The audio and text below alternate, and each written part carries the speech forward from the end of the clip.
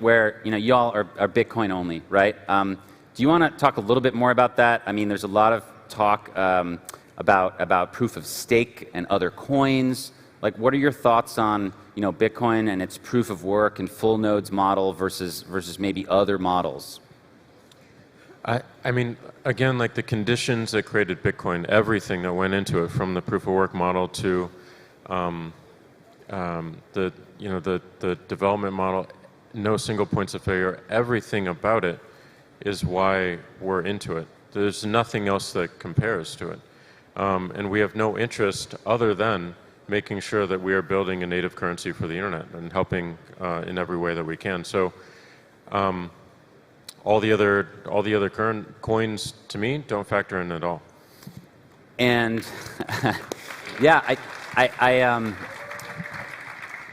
just wanted to underline this for the audience here. Like, Bitcoin is about user control. Like, the users control the monetary policy. Like, you control it, you control it, you control it, I control it. There's not a small group of people controlling the monetary policy. And that's really what we're here for. We're here to create an alternative to this system, the fiat system, where a small group of people can basically determine, what the rules are. I just was in a meeting yesterday with an amazing guy named Fodé Diop from Senegal. He's telling me this story about how in the late 90s, he lives in a country that still uses the CFA. It's a French colonial currency, so the French from Paris control these people and they make decisions on behalf of them. His father had saved up all this money for him to go to college, and the French just decided to devalue the currency overnight, and he could no longer pursue his dreams. That's why when he saw Bitcoin later, he was like so open to it and excited, and he said, this is my ticket out of here, right? So at the end of the day, you have to remember the difference between Bitcoin and all the other coins is that Bitcoin, we control the monetary policy. It's not going to change. And with every single other coin, it's up to some small group of people who are going to, at best, do their best, and then the track record for that globally is until not they so great. Don't. Until they don't, until they get right? corrupted in some other way. Yeah, I mean, there's always this temptation to print more to fix the problems, right? Well, you can't do that with Bitcoin.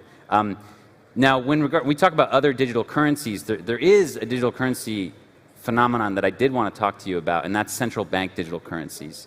So it appears that around the world, there's this drive to move beyond paper cash and to bring us to a system where citizens actually may have a liability of the central bank in their phone, as opposed to using paper money.